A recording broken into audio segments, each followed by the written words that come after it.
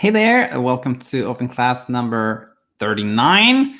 Hope you're doing really well on this Tuesday. We have three messages to go over. I hope it'll bring a lot of value to you and the person writing the message to us. Of course, before we get started, as always, nothing here is medical advice, just general thoughts and comments that I hope will really bring value to you and be helpful to you on your path towards sleeping well for the rest of your life.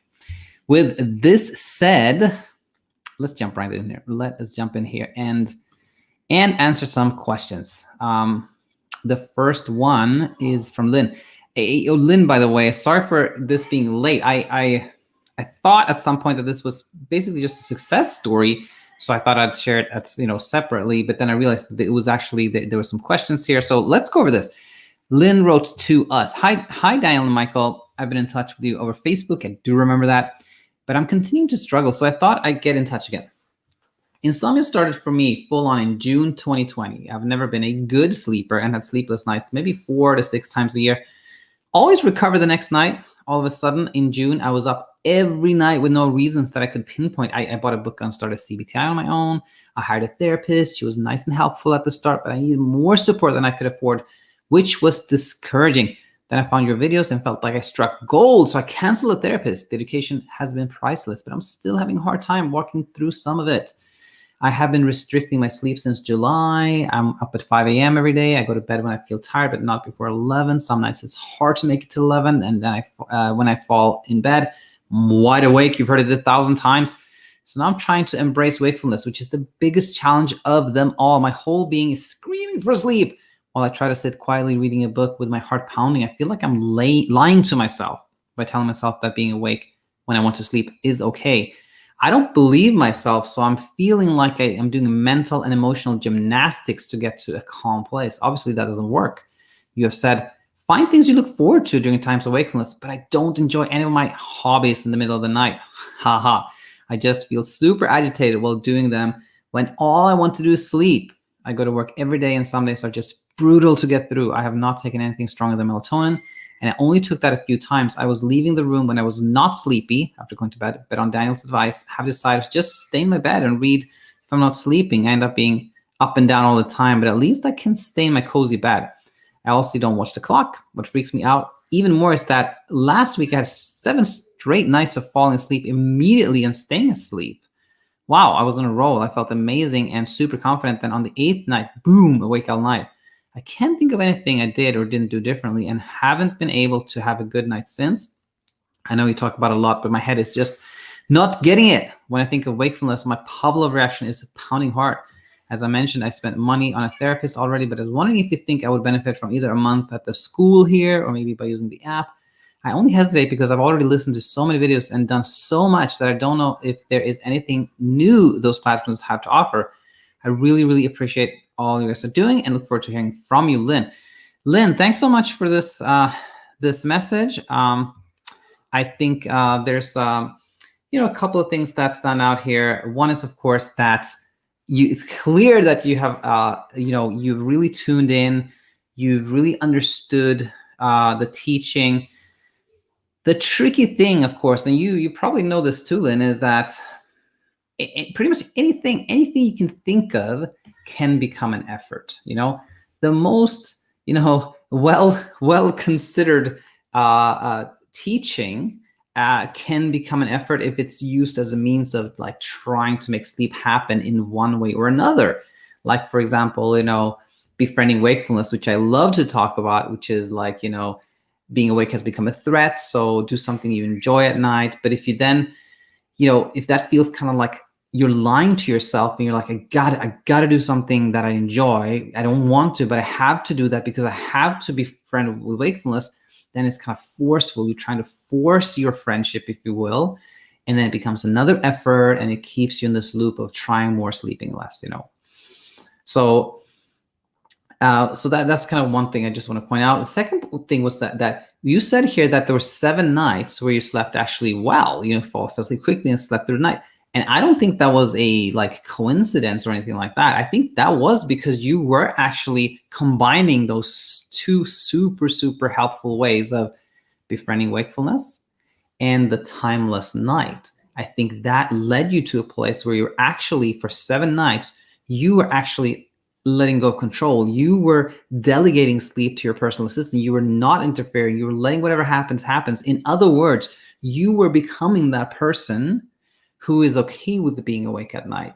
And that sounds kind of like, to you, that may sound like that doesn't really sound true, but you were on that path, because if you had been completely resistant to being awake at night, you would not have slept well for 7 nights. That is just not possible. So you were on the path. Then what happened the 8th night? There's no mystery there. There was a little bit of success regress. You now had something to lose. You had been doing better for such a while that now, like, oh, I've been sleeping better for 4 nights. Could this really be true? I don't know. 5. Oh my gosh, this is really happening. But 6. Oh, if I make it to 8, then I'm good. I think I'm getting there. And then 8 night, it was so much pressure. Like, I gotta get 8 in a row. Nah. Then the pressure became too much and you didn't sleep. No mystery there. It's just a little success regress. When the way you think about sleeping better, not the fact that you're sleeping better, but the way you think about it becomes the reason why you then fall back, and then you kind of feel hopeless and like. So that's a little success regress. And then I think that's a helpful teaching, just to understand it. When you understand success regress, the next time you're starting to sleep better, you go into the direction of, I'm not going to keep track of how many nights I've slept well. I'm not going to expect anything from the 8th night or the 6th night or the 7th night. In fact, I don't know which night in a row it is. That I think is super helpful. And in the question here, it was also from Lynn, like, should I work with me in BedTyme, or work with me and Coach Michael and our group of students in the Sleep Coach School? The thing is that there I don't think there's any, like, there's no secrets. We don't have any secrets here. So there's no like secret insight that we keep keep in BedTyme or keep in the Sleep Coach School. We share everything we have here. I whenever I have what I think is a really good teaching, good idea, I immediately share it here with everyone. So there's no secret thing hidden in the Sleep Coach School or in BedTyme. But that said, I mean, I've had a lot of clients that have been on the channel for quite a while, and when you work with someone in a continual way, you kind of a back and forth, it can often be helpful, because there are certain nuances or like just little things, and that can help. But more than that, I think it is just, sort of like almost making a commitment and like being like, okay, I'm going to do this now. I'm committing to this program, this process. I believe in it. And then you have like the support and accountability of somebody who kind of walks with you. That can be really helpful. Whether you need it or not, I don't know. I mean, again, everything is free here. We answer questions all the time, so it's completely up to you, Lynn. But the benefits, I think, are that sometimes it's hard to go. Sometimes it's hard to be alone. Even if we have a community here, sometimes it's better to have a little bit more support. But up to you, of course. Lynn, I hope this helped, and hang in there. I think those 7 nights were no fluke. You'll get there. Okay, let's head over to this question from Anthony. Anthony says the following: Hi, Daniel. Came across your channel online, having suffered extreme insomnia this last month or 2. I'm a little perplexed by what has happened, and your insight would be very much appreciated. Thank you so much, Andrew, for faith in our teaching here, and I'm obviously happy to share it. I started struggling with sleep in September while going through a period of health anxiety about other issues. I always felt sleepy, but found I was waking up in the night, trembling or having a panic attack, or just struggling to go to sleep. Then, as it became apparent there was no problem with the other issues, I was drawn to my sleep and naively asked for some sleeping tablets. I started taking them for maybe 5 days and tried a day without, couldn't sleep at all. So I kept taking them and had to up the dose after 2 weeks to get the same effect. After 3 weeks, if I didn't take them, I wouldn't be able to sleep at all. I've lost the feeling of being dozy or sleepy completely. My eyes just feel almost permanently jet lagged, but I never feel sleepy. I'm now at a stage where my eyes never feel sleepy, and I cannot sleep at night at all without taking tablets. When I do sleep, it's maybe 3-4 hours a night. I get concerned about fatal insomnia, as it feels like I've never sleep naturally again, but I don't have any other newer symptoms. If you have any insight, that would be much appreciated. Thank you, Anthony.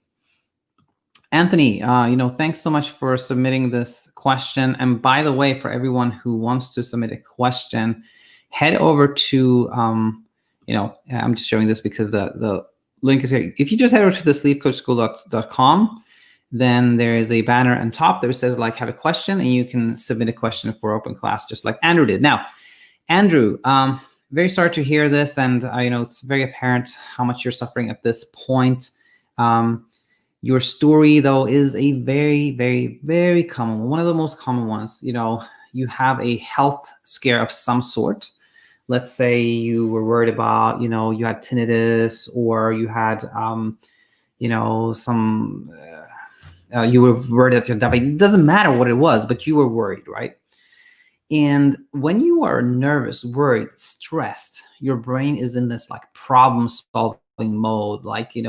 It's like trying to figure out if that sound is a lion or not. And historically, it was very important to get that right, because if you didn't connect the right sound with that's a lion, then you could potentially get killed by a lion because you didn't realize that. So when we're in problem-solving mode, we're trying to connect the dots. So even though you had this other health scare, your brain was in this problem-solving mode, and somehow sleep got on the radar. Somehow the brain got oh, by the way, there's this other thing going on. You're not sleeping that much. Let's keep an eye on that, right? And then even when that original health anxiety was no, you weren't worried about there. Now the brain had found this other thing to worry about, this other potential threat. And as you said, you went into the direction of problem solving. You were like, maybe I should take some sleeping pills, which is a way of escaping, which is great when you're facing a lion. You want to escape. But when you're trying to escape a perceived threat that is just kind of made up by the mind, it's not a real threat. Being awake cannot truly harm you. But so when you try to escape that by taking medications, for example, even though it seems to be helpful, like I took the medication and I slept, that seems like a good thing, though. Is it a good thing? It's not a good thing because you're training the brain to escape. When you have wakefulness at night, you should escape it. You got to get away from it. That's the threat, right? And when you're doing that escapism, you're trying to escape. You're teaching the brain that being awake at night is bad and sleep is good. So you have to always try to escape, which primes the brain to look for this threat, which is wakefulness. So now every little wakefulness you have is blown up oh, that's wakefulness. Gotta get away. And that's why, the medications, quote unquote, stop working. It's nothing to do with them, really. It's just that you are being more concerned about wakefulness. It's a bigger threat now because you're trying to escape it, right? So now you have to escape even more. You have to take more medication, but even that just primes your brain to look to be even more concerned. And then the whole thing spirals out of control. And then you get to a point where if you don't take the medication, you don't sleep at all, which, has to do with really, my interpretation of rebound insomnia is that it has very little to do with the chemicals. It has much more to do with the fact that you're not taking it and you're really, really afraid. And then, you don't sleep at all. So this story is a very common one, Anthony. And it's very common to be worried about SFI, FFI, and that as well. There's a playlist, by the way, for anyone who's concerned that is in the description of any new video. So now, more importantly, though, what should one do when you are in your spot, Anthony? Well, I think firstly, I want to let you know that anyone who is willing to learn and willing to be brave and make some habit changes will get to a place where you sleep well. But that being courageous is hyper important because you literally have to go to a place where you're kind of confronting the perceived threat. Wakefulness is coming your way, and you have to kind of let it come your way, and not escape it, and that's, what does that mean in practical terms? That's like, for example, if you're on the medication, you take the same dose every night, no matter what happens. You make that you take that out of the equation, that's a non-factor.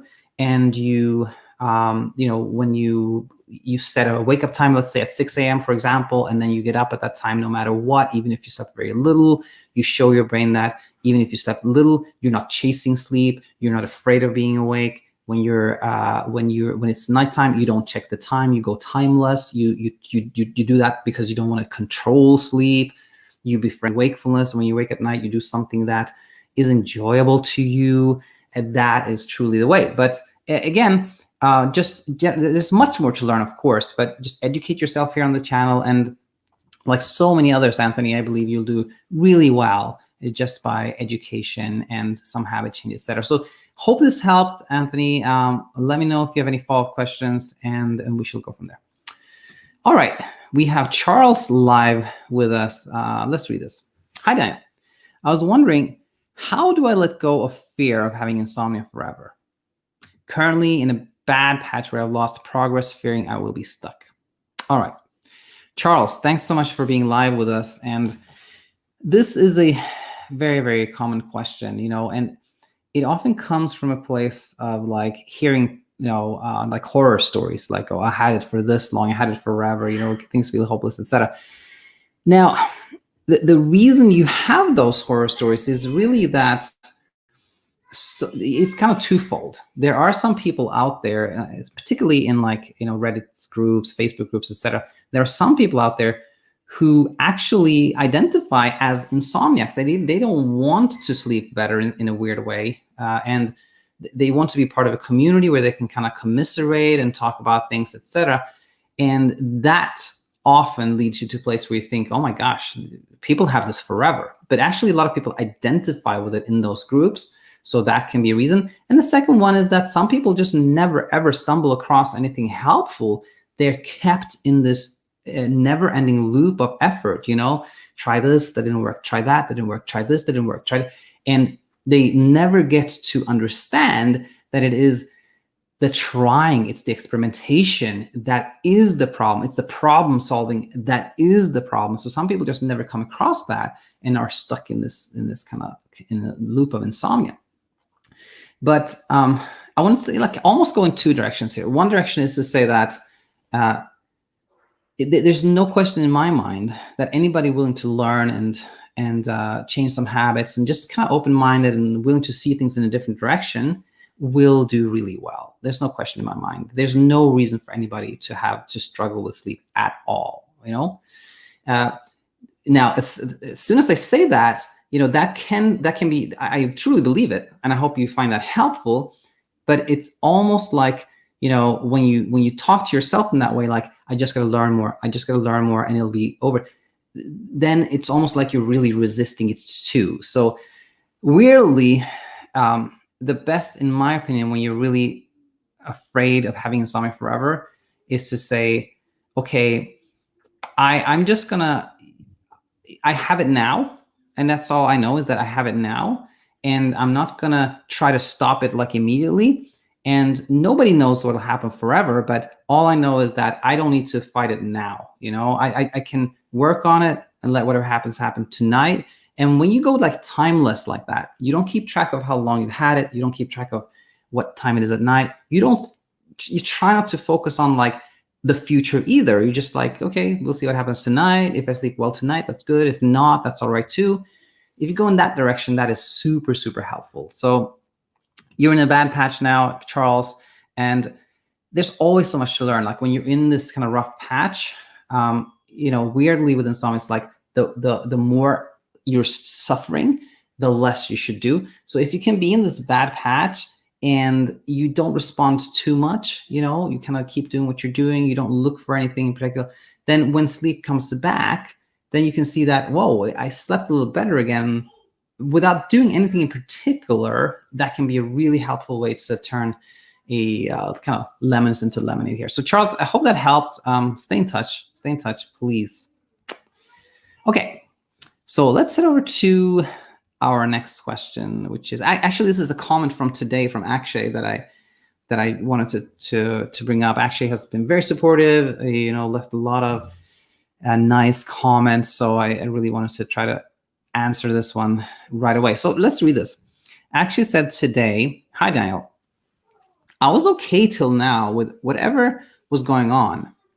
As long as I was sleeping late but getting some sleep, I wasn't thinking much.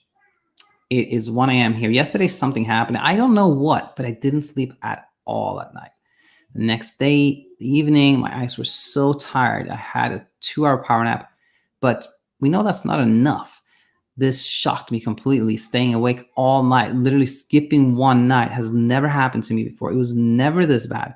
I am even more scared because of this now. All the self-confidence that was built up has gone. I'm facing palpitations as soon as I hit the bed. If today's night goes the same way, I know I'm in big trouble. I don't know what to do. I was improving, but this incident shook me. Please assist. Thank you. Currently in panic mode. Akshay, I was very sorry to hear this. And Charles said, thank you here. Anytime. Thank Charles, anytime. What was I going to say? So Akshay, this, I'm sorry to hear this, obviously.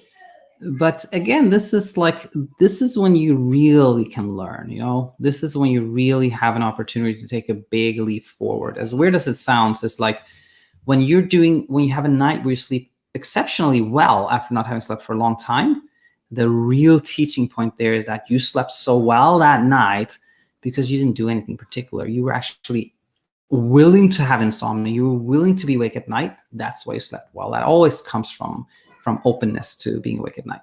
Now, that's the big teaching point when you sleep exceptionally well. That really guides you forward.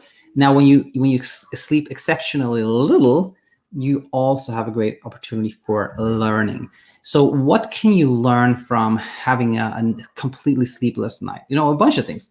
But I want to say, actually, like I said to Charles here before that, perhaps the number one thing is, if you sleep exceptionally little, this has never happened to you before, and you maintain, this non-engaging approach, where you just go, you kind of acknowledge that I slept very, very little. That did happen. There's no question that happened. But I will try not to respond to it, I will try not to look for a supplement or pill or change it. I will try to change as little as possible, right? And kind of like perseverance, move forward in that fashion. Then you will sleep better.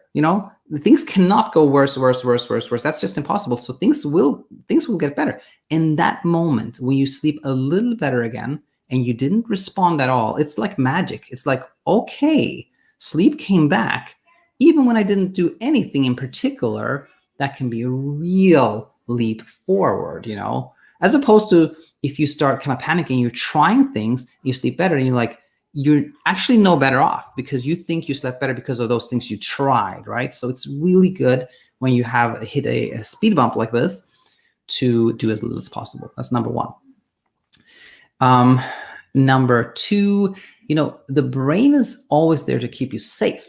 So it always wants to make sure that it's not missing anything important, and that's why so often you hear the brain saying, this is unusual. You've had trouble sleeping before, but not like this. It's never been this bad. This thing has never happened. This is different, That's the brain trying to make you focus on sleep and so that you're not, quote unquote, missing anything, which again is great if you were dealing with a real threat, a potential real threat out there. It's good to not miss anything, but insomnia is a perceived threat. So the brain's basically just confused. It's trying to make sure you're not missing anything, but there's actually nothing there to miss. But the whole process of like, it's never been this bad before. What am I going to, that is very, that leads you towards having more trouble sleeping. So I think here, the one thing that's super important is just to understand that the brain is always trying to keep you safe. And when it tells you things like, this is unique, this never happened, this is new, that's where it comes from. It comes from a place of safety. When you understand that, it becomes a little bit easier to go, okay, brain, I know why you're trying to tell me it's never been this bad, this is new, something is different. I know why you're trying to tell me that. And as I know that, I don't feel a need to really respond too much to it. So I think that was like the real important things, Akshay. And maybe there was one more. This incident shook me. So yeah. There was one more thing I wanted to comment on, which was confidence. I hear this very often that a client or somebody on a YouTube channel tells me, like, I had for quite a long time, over weeks, I've been kind of slowly building confidence, and now this thing happened. Now it's all gone. Well, confidence is good, and I think what I mean with like sleep confidence is that not so much confidence that like I can sleep on a night-to-night basis, or I can make myself sleep, or I have the tools to sleep. That's actually takes you in the opposite direction. That's kind of effort, right? But if you have sleep confidence in the sense that I know there's nothing wrong with me, I know I can sleep, I know there's nothing, I don't have a disease or disorder, nothing is wrong with me. Confidence in that is good. I think it's good to have that. But any type of confidence can be shaken easily. There's nothing strange with completely losing confidence. That can happen to anyone. And, you can be the greatest skater on earth, and then something happens and you completely think, I can't skate. That can happen.